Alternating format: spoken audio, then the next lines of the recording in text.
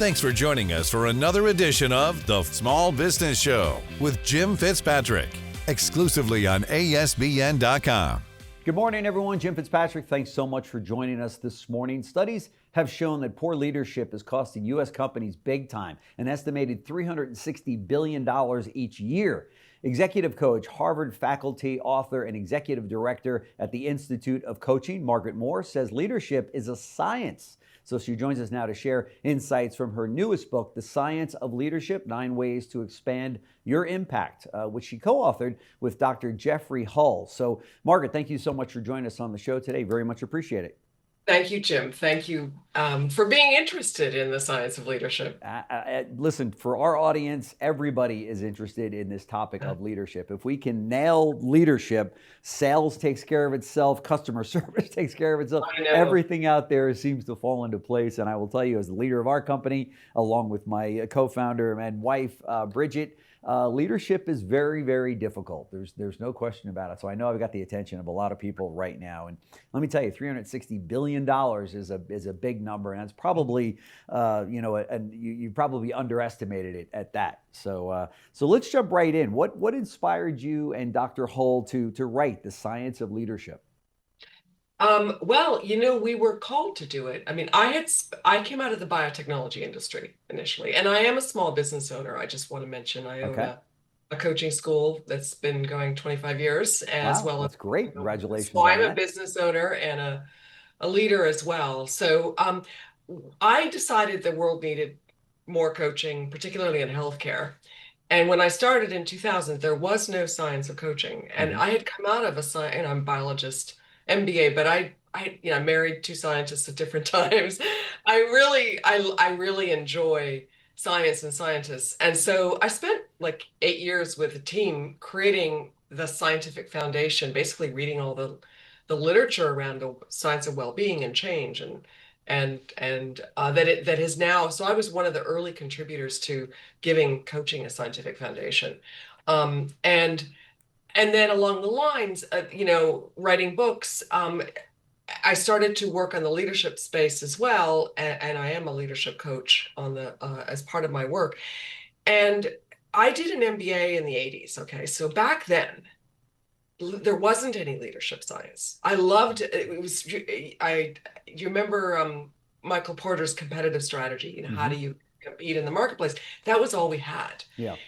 And I kind of came back to it in the last few years and realized, wow, there's now 40 years of research, thousands and thousands and thousands of studies. Where we're at now is that, and what we were able to draw on is when the scientists combine and review hundreds of studies on humility and leadership, 250 studies on servant leadership, 180 studies on psychological safety. Like, we're at a place now where the studies are all being looked at together, so you can actually see the signal in the noise. Yeah. And when you put it all together, and it's a lot of work reading hundreds and hundreds of papers and then trying to organize them because it's not a neat, tied up package. It's, people have their favorite topics, the scientists. And so when you put all that together, you realize there are really some clear signals.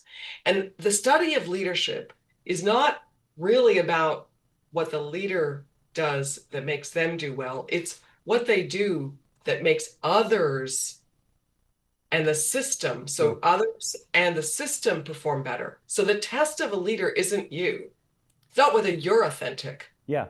You're agile and you're transformational. It's whether you were able to get others to be those things. Right. It's almost like being a parent, where it's not about you, it's about how your kids turned out, right? I mean, you don't want a parent in leadership. No. Because then you have children. Sure. That's what happens. That's true. But you do want to empower and list. You want to be tough. You want to care.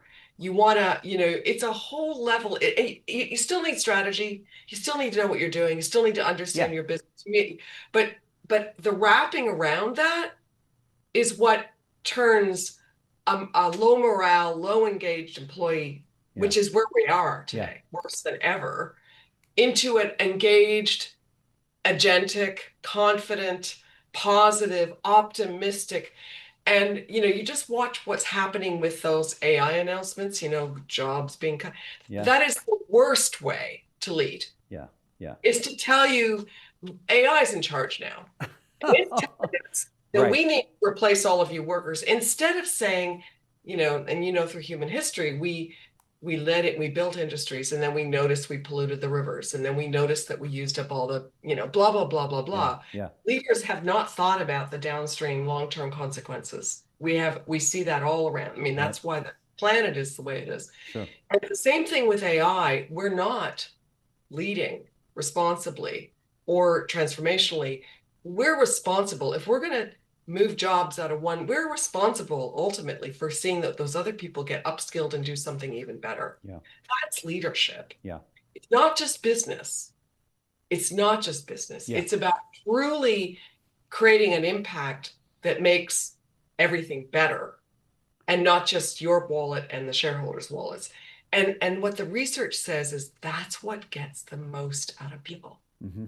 Mm-hmm. Like, it's not about us. Yeah. Maybe we'll sign up for is if they see that you're focused on the right things. And that's why they're disengaged right now. Yeah. They don't trust, worse than ever. I mean, and then when you add in what remote working environments have led to that as well, where you lose that one-on-one contact, so to speak, or those relationships, which are so vitally important to the culture of any company, and also to bring your people up. And you've got so many people now that are working from home, and it sounds like a great opportunity for a lot of people.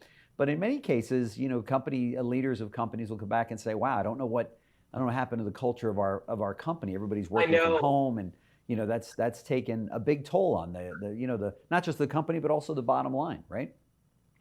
Yeah, I mean, I'm not sure. I listened to Andy Jassy at Amazon, as CEO, be interviewed by HBR recently, and he was saying it's pretty hard to measure the differences between remote and in person. But what he witnessed, and I think I see the same thing, is that if you're in a room together and you got to solve a problem, and the meeting ends, people will keep going. Yeah. And keep and working, because they're together, they're sharing the experience and the potential of doing something important. Whereas on Zoom, you quit, go back, very good point. Feed your dog, you go whatever. So, but then you've got, I mean, there's a polarity here. We talk about polarities. Yeah. Polarities are opportunities. Yeah. They're conflicts, they're arguments, they're vocal, they're loud. But right now you have the argument between remote work because it's good for my well-being, which is fine, because Americans are less healthy than everybody else in the world, right? Even the wealthiest. So we do have a problem with health and well-being. So they're right in that sense. But the bosses are saying, but I can tell that we do better together. Yeah. And if we come together. And so then how do you do a deal, that's a we deal, which is that, okay, we recognize the well-being, we want to preserve that, but we also need this. And where do we go so we get employees to engage more and they get their well-being? That's the formula that we have to work towards. That's right. And that's very doable as long as you don't fight about it. Yeah. Just recognize there's merit.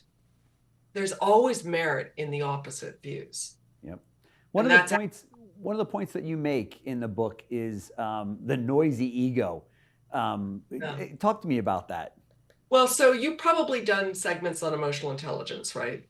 Okay. So that was a breakthrough, because when I started out at Imperial Chemical Industries in the UK, we didn't have emotions, right? I remember being told I was completely divorced from my emotions. So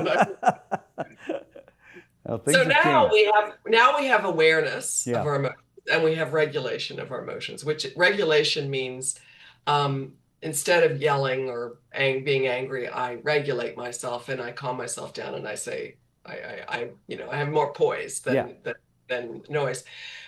But the next phase that comes out of mindfulness and well-being is integration of the noise into something better. Yeah. You actually, and the brain does this. That's why you go to sleep and wake up feeling less angry than you did. There's a natural integration. It's neural plasticity, it's neural networks. And so ego noise is your ego wanting things it can't have. So you want less stress and you want more control. You know, stress is overwhelm, anxiety, control is anger, impatience. Okay. That's ego noise. That's your ego noise. Yeah. That doesn't belong to anybody else. That's It's all up your here. all up here. So basically the next stage of transcendence of that, going to a quiet ego, which is a very cool idea, is that you recognize this is my ego noise, and it's not working very well because people don't like to listen to it. We all know it, like we don't really want to be around it. And then we, not for long anyway. And so in coaching, we help people take the ego noise, which is particularly gets louder as you're a leader because you go further up and you have further to fall. So you're more worried and you're more angry that things aren't being done. You have more than you had. And if you don't integrate that into strength and poise and calm and grace, which is more powerful, then you will not go up. You can't go any further because there's too much strain, right? As a leader, you just can't handle it. So the ability to take the ego noise and see it as raw material, as I say, the destiny of stress isn't management. It's strength, right? That's turning adversity into strength. If you understand that, then you own it. You say, okay, yeah, that's my ego. It's noisy. I need to put it on a leash first. It's a dog, yappy dog. I need to get put it it under on control. Right. Yeah, get it under control. And then I need to get the dog to walk beside me. I need to train it. I have to actually integrate it and train it. And boy, what a difference it would be if leaders were calm and composed and still really strong. Yeah. Right. You say that many leaders are getting authentic leadership wrong. What do you think people are misunderstanding about? Well, so the research, so we all think about authenticity, and I learned a lot too. This is one of the things I learned from a huge study, hundreds and hundreds of studies on both authentic and transformational leadership. We think about authentic as being, I am who I am. I am me. And sometimes I'm vulnerable and sometimes I show my weakness. Okay, I'm authentic. That's good. That's the good leadership. Turns out that being authentic is good for you and your well-being. But what's good for performance of others is that you care about them being authentic and you care about what they value, what they important. So your authenticity, if everybody likes it, oh yeah, look, they're an authentic leader. They're who they are. They're having fun. I like them. They're great. But that's not going to make me to do anything differently. Yeah. It's when you understand what I care about. I don't mean your lower self. I mean your higher self. Right. What do you really value? What's important to you? What is and if you get that right, and then the leader balances, like, so a quiet ego is balancing the me and we. It's not too much of either. It's not all servant leader, which is all we, or a lot of we. It's really both, because leaders have to take care of ourselves, because otherwise we'll be burned out and our noise will go, we'll get too loud and all. So it's the quiet ego, and the balanced leader is really the balance between the I and the we. Sure. And being able to, it's the me and you. I can take care of myself, and then I can give what you what need and want. And I'm not thinking about myself when I'm doing that. Sure. I'm truly in your shoes. I'm truly with you. I'm listening. I understand. I want to help. I want you to help me. You're really there for people. And we all know how to do that, right? Yeah. So many people, as you know, are promoted into leadership roles and positions of leadership without ever really being trained in how to be a leader. You take your top salesperson and you make them the sales manager. You take the top regional manager and you make them the VP of the whole company over individuals. And yet when you talk to a lot of people that are in those roles, they will whisper to you, I've never really been officially trained on how to be a leader or gone to any major leadership training. That's a problem, isn't it? I mean, that obviously it's probably the impetus behind the work that you're doing, right? Right. I mean, because what we've done is, we don't want to shout it out loud that it's a textbook, but it is. Yeah. It is the basics, because, I took chemistry and I had to learn the basics of the periodic table, right? You don't get to go into you don't get to be a pianist without doing classical studies. Sure. We have no leadership school. Like even MBA school is management of functions. Yeah. It's not really even so leading is you've got yourself, then you grow to leading a few others, right? It's leading the system that's really hard. Mm-hmm. Because you're not even tuned in, conscious of how you're impacting the system. Yeah. You don't know. Yeah. So there are fundamentals, and the science in its wholeness, they're there. And so, yeah, I really hope that we can find a way to turn this into those basics. You know, that there are already people approaching us to teach the book in Oh, I could imagine. because yeah. it's out there. It's everybody can do it. We're not. It's nobody can own this. Yeah. But it's because it's based on studies, which are hard to do, right? I mean, you know, in business, we don't have randomized control studies. We have data, and it's incomplete. So this is about as the best data you can put together. And no one thing works alone, but it provides the basics that it amazes me that they're not out there already. When you step back and you go, really, how do we get so far in leadership without even really having a way to learn the basics, like how to read and write? You know, That's right. How we miss that because we get really hooked on the celebrities and the stories, right? There's no question. There's definitely a need for this book for sure. And again, you know, the books, I wish I could spend an entire hour on just this topic. We could be many hours. I'd love to have you back to take out some, I got some questions here that I'd love to go through with you that time won't permit. But this obviously is a topic that every business leader struggles with.